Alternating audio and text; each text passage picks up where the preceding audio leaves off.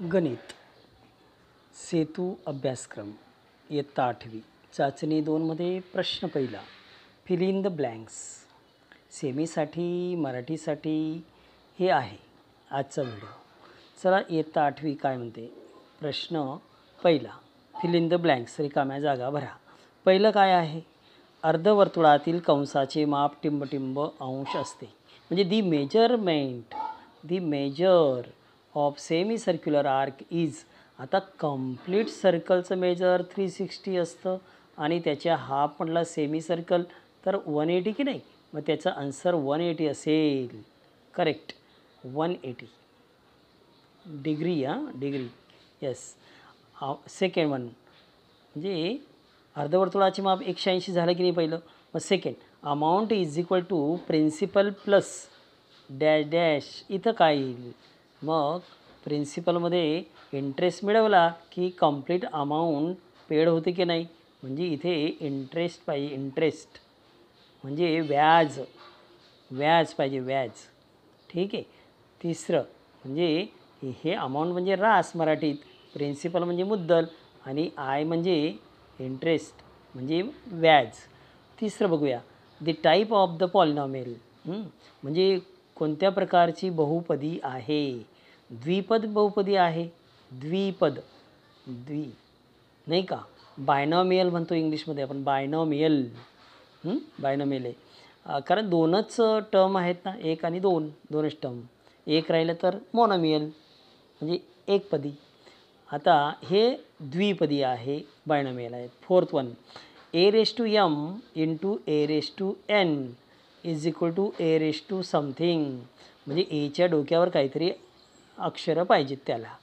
मग त्यासाठी आपल्याकडे फॉर्म्युला आहे ना, लॉज ऑफ इंडायसेस, याचे नियम, घातांकाचे नियम. म्हणजे एच्या डोक्यावर तुम्हाला म्हणजे समान पाया आहे ना, बेस सेम आहे ना, ए आहे ना, ए लिहिला, पण हे जे आहे ना पॉवर यांची ॲडिशन करायची गुणाकाराच्या वेळेस, मल्टिप्लिकेशनच्या वेळेस त्यांचं मात्र काय करायचं, या दोघांची बेरीज करायची, ॲडिशन करायचं. ओके झालं. आता fifth one, if you read 10 pages every day you will finish reading a book in 15 days. आणि जर उलटं केलं, if you read 15 pages of the same book every day you will finish this book in 10 days. This example in dash dash proportion. आता 10 पेजेसला 15 days म्हणतो आणि 15 पेजेससाठी 10 pages म्हणतो. बघा इकडे आकडा, हे जे नंबर आहेत हे वाढतात तर इकडे घटतात. बघा इकडे घटतात म्हणजे इन्क्रीजेस आणि डिक्रीजेस म्हणजे वाढणे आणि घटणे. हे तर आपल्याला व्यस्त प्रमाण वाटतं. व्यस्त म्हणजे इन्व्हर्सली प्रपोर्शन. इन्व्हर्स प्रपोर्शन म्हणजे 2 type of proportion variation main. One is directly proportional, second is inversely proportional. म्हणजे डायरेक्ट म्हणजे काय, समचलन, आणि इन्व्हर्स म्हणजे काय, व्यस्त चलन. म्हणजे इथे आपल्याला भरता येईल इन्व्हर्स प्रपोर्शन. बरोबर, correct. Now on second example, second question. Second question, solve the following questions. The first one is here, if 5 workers can weed a field in 12 days, so how many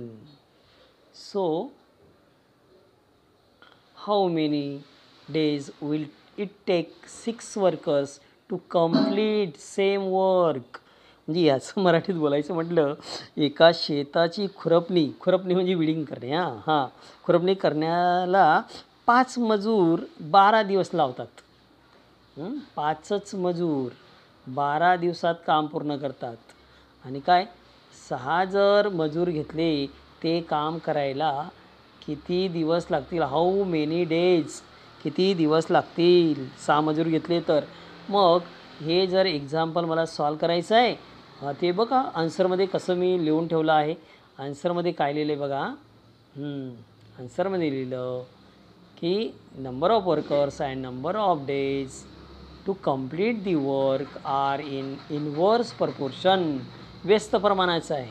मग x आणि Y त्यांना आपण suggest करूया. Number of workers घ्या x, number of days घ्या Y. बघ पहिल्या वेळेस आहे 5 आणि 12. 5 12 जा 60 म्हणजे 12 म्हणजे 60. आणि इथे हा 6 वर्कर घेतले तर किती डेज. म्हणजे इथे जर आपण ओरली म्हटले तर 10 येईल की नाही 60 होण्यासाठी.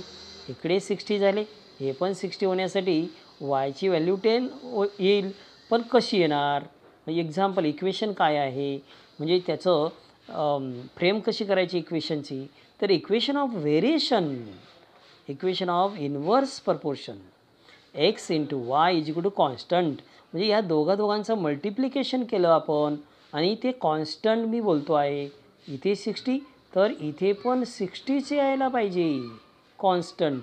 म्हणजे 6 इंटू हा वाय की नाही 6 into Y is equal to 5 into म्हणजे या दोघांमध्ये इंटू रिलेशन आहे म्हणजे गुणाकाराचं आहे. बघा हा 6 इकडे जाईल तर कसा भागिले गेला की नाही डिव्हिजनला. मग 6 1 जा 6, 6 12, 6 2 जा 12. मग काय 5 and 2, 5 2 जा 10. This is answer year. म्हणजे वायची व्हॅल्यू म्हणजे 10 days needed for 6 workers to work complete the same work. Okay, this one is clear for you. Now next one is what.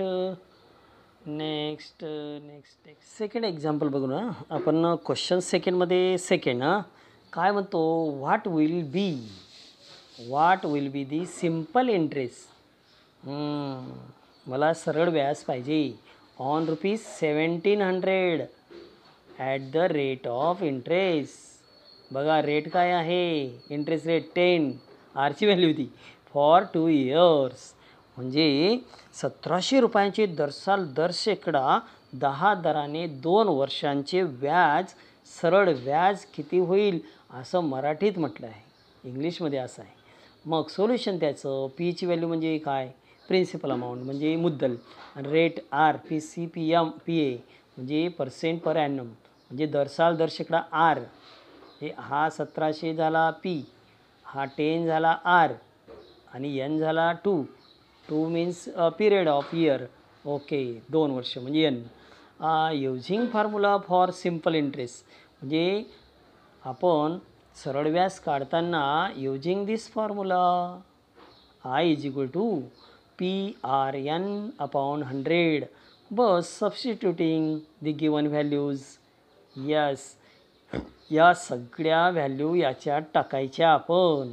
Peechi value टाका यस, आरची टाका yes, यांची टाकूयात आणि upon 100 आहे.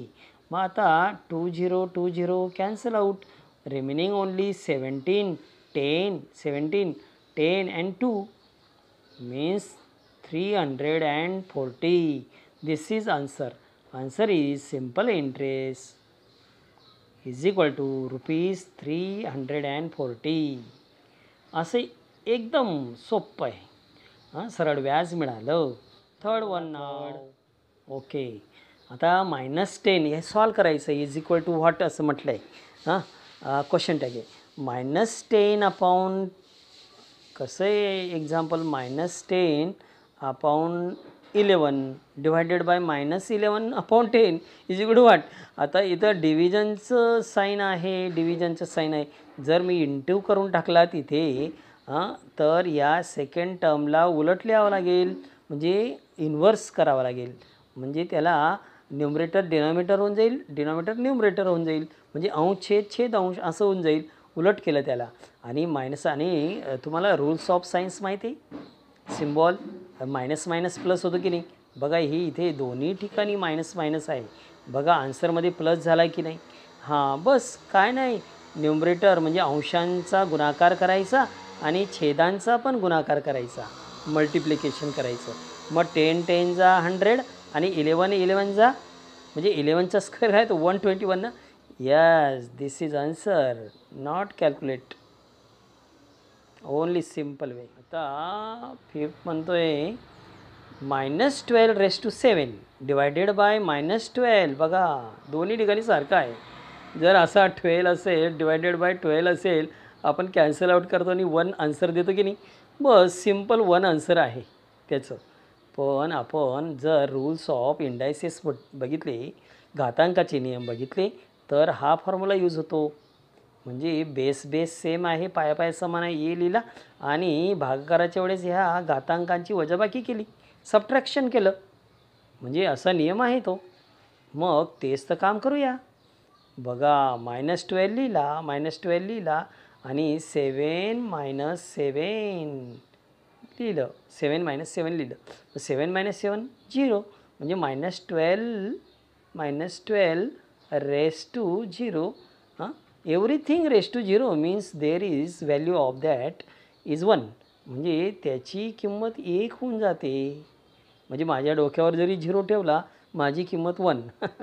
Yes, from this. Yes, got it. Friends, here example 4th, add 13x³ minus 12y², and here in second binomial 2 terms there, no, that's why binomial I say. 6x² minus 8y². हे द्विपद आहे, त्यांचा multiplication करायचं आहे. नाही, त्यांचा addition करायचं आहे.